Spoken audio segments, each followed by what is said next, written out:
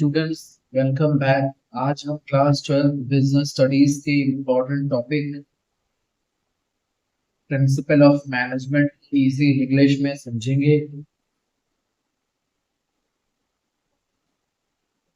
इस लेक्चर में हम पढ़ेंगे meaning of principal of management, features of principal of management, importance of principal of management, real life examples. Student, ये topic board exams के लिए बहुत इम्पोर्टेंट है और मैनेजमेंट के बेसिस कॉन्सेप्ट को समझने में हेल्प करता है। और एक इम्पोर्टेंट बात, इस वीडियो का पीडीएफ नोट्स का लिंक डिस्क्रिप्शन और पिन कमेंट में दिया गया है, तो नोट्स जरूर डाउनलोड कर लेना फॉर क्विक रिवीजन। वीडियो को एंड तक जरूर देखना क्योंकि हम एग्जाम्पल्स के साथ पूरा कॉन्सेप्ट समझेंगे। Let's start the chapter.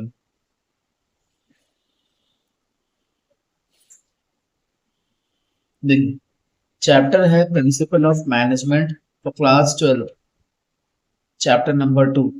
A principle refers to a statement which reflects the fundamental truth about same phenomena based on cause and effect relationship। देखिए, प्रिंसिपल ऑफ मैनेजमेंट को समझने से पहले मैनेजमेंट का मतलब समझते हैं। इससे प्रीवियस लेक्चर में हमने मैनेजमेंट के बारे में डिटेल्ड में समझा। हाँ, एक मैनेजर के अंदर ये स्किल होनी चाहिए कि डिफरेंट टास्क अगर एक कंपनी में परफॉर्म किए जा रहे हैं तो उसके ऊपर कोई डिसीजन लेना, क्या वो डिसीजन जो मैनेजर ले रहा है वो सही है, इस बारे में हमें कौन बताता है? Principal of management. बात समझ में आई? ये चीजें हैं। अब यहाँ पर है ये अब principle refers to a statement, ठीक है ना, ये एक स्टेटमेंट होता है। फंडामेंटल ट्रुथ मतलब ये बात एकदम प्रूवन है जिसमें कोई दो राय नहीं है। जैसे प्रिंसिपल ऑफ ग्रेविटी, कोई दो राय है क्या उसके अंदर? भाई, जो उसका प्रिंसिपल है ग्रेविटी का, बिल्कुल प्रूवन है, रिसर्च किया हुआ है इसके अंदर। वैसे ही चीज यहाँ पर भी हो। बात समझ में आई? Based on cause and effect relationship. अब effect, cause and effect relationship का मतलब क्या होता है कि ये चीज करेंगे तो ये होगा और ये चीज नहीं करेंगे तो ये नहीं होगा। अब सीढ़ी पर चल रहा है, उछल कूद करते हुए चढ़ रहे हैं। अब उछल कूद करते हुए चढ़ेंगे तो क्या होगा? नुकसान होगा। सही से चढ़ेंगे तो चुपचाप पहुंच जाएंगे ऊपर जहां जाना है आपको। बात समझ में आई? ये चीजें management principle are based are general guidelines और decision making and behaviour of managers. भाई, यहाँ पर प्रिंसिपल हमें क्या एक गाइडलाइंस बताता है कि आपको डिसीजन कैसे लेने हैं डिफरेंट टास्क के फीचर्स। फर्स्ट क्या है features? Pervasive. Pervasive means everywhere, कि मैनेजमेंट, प्रिंसिपल ऑफ मैनेजमेंट हर जगह आपको मिलेगा, ठीक है ना। The principle of management can be applied in all types and all size of organisation. बात समझ में आई? वो चाहे स्कूल हो, कॉलेज हो, हॉस्पिटल हो। Second topic, general guidelines. Management principle are not readymade solution but are generally guidelines to the action of managers. भाई, principle of management कोई रेडीमेड सॉल्यूशन नहीं है, ठीक है ना, कि बस छू मंतर से काम हो गया। भाई, आपको ये गाइडलाइंस देता है, आपको बताता है, बाकी सारे डिसीजन आपको अपने दिमाग से वो डिफरेंट सर्कमस्टांसेस को देखते हुए लेना है। बात समझ में आई कि नहीं? Example, fatigue study refers, for example, fatigue study refers to the time and frequency of rest interval required to complete the task. जैसे मैंने कहा, एक फैक्ट्री है, बहुत सारे लेबर उसमें वर्क कर रहे हैं, 10 घंटे, 12 घंटे, 13 घंटे। नॉर्मल की बात कर रहे हैं, एग्जाम्पल ले रहे हैं आपको समझाने के लिए। तो बीच बीच में उनको टाइम इंटरवल देना होता कि फ्रेशनेस फील हो पाए, ठीक है ना, कि दिन में खाना खा लिया, शाम को चाय पी लिया, ताकि वो फिर से फ्रेशनेस फील कर पाए। अब लगे रहेंगे एक साथ 12 घंटे, 13 घंटे कोल्हू के बैल के तरीके, तो फिर कैसे हो पाएगा? बात समझ में आई? ये चीजें, तो ये एक स्ट्रेटजी है काम को सही तरीके से करवाने की। वरना काम तो कर ही रहे हैं, अब खराब कर रहे हैं, सही कर रहे हैं, वो आप खुद ही जान रहे हैं।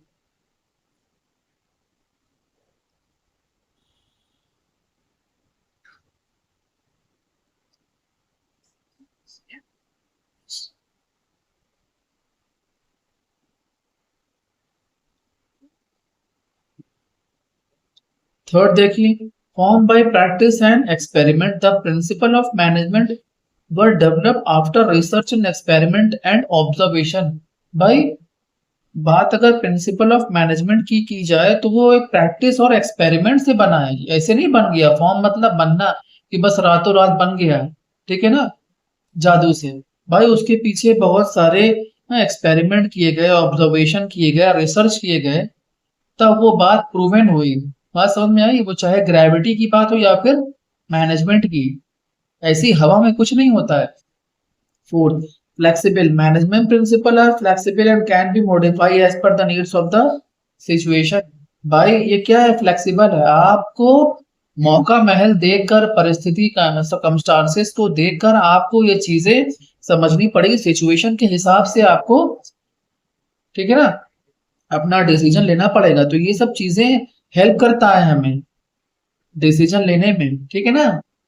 ये नहीं कि हमेशा बस तराजू की एक ही पलड़े की बात होगी। मतलब जब कभी ऐसे हालात आ जाए, उस हालात, उस कंडीशन के बेस्ड पर आप डिसीजन जो ले पाते हैं, वो हेल्प करता है आपको। यहाँ पर इंपॉर्टेंस की बात करते हैं। Provide managers with useful insight in reality. भाई आप सोचो, मैनेजमेंट का एक जबरदस्त कोर्स होता है। उस कोर्स को करने के बाद 3 साल, 4 साल, 5 साल जो भी था, कोर्स को करने के बाद बढ़िया नॉलेज एक बुक से हासिल की। लेकिन जब आप किसी रियल लाइफ में जाते हो, किसी कंपनी में जाते हो, तो वहां पर बुक काम नहीं आती है। बात समझ में आई? वही यहाँ कह रहा है, देखिए, these principle improve the knowledge of different situation and help the managers how to tackle such situation effectively and efficiently। कि डिफरेंट टाइप के टास्क को टैकल करना, ठीक है ना, कि कैसे आप उसमें डील कर पाओगे। ये चीजें आपको बड़ा इंपॉर्टेंट रोल होता है इस चीज का। वहां पर बुक काम नहीं आती, रियल लाइफ एग्जाम्पल, तो वो चीजें इंसान सीखते सीखते और करते करते हो पाती है, ठीक है ना। बुक की नॉलेज वहां पर काम नहीं आती है।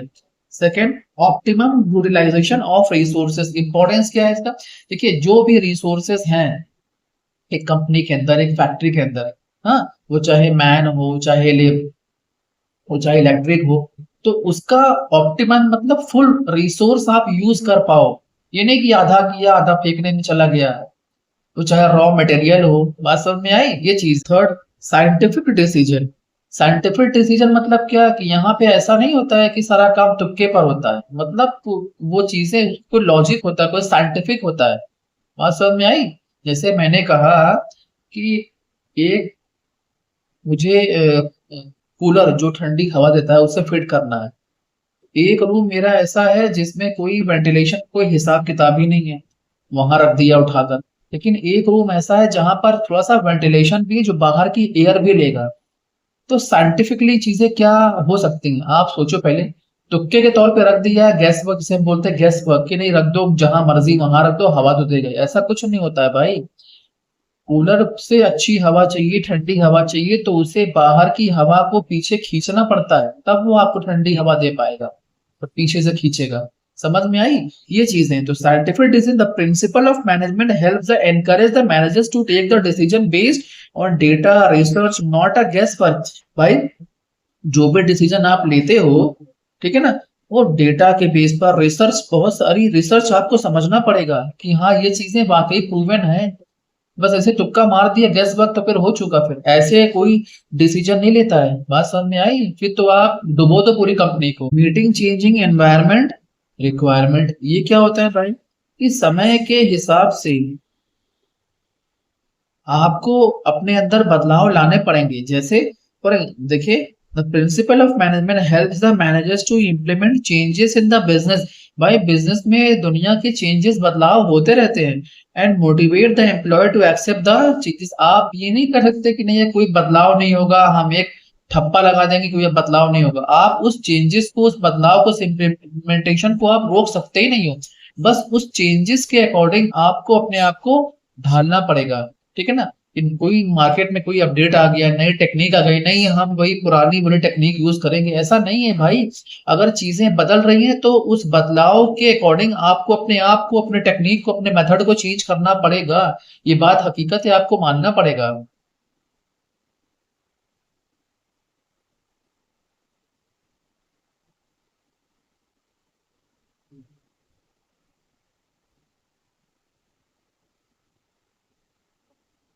फुलफिल सोशल रेस्पॉन्सिबिलिटी, इसमें क्या होता है, management principle also focus on fulfilling the social responsibility of the business.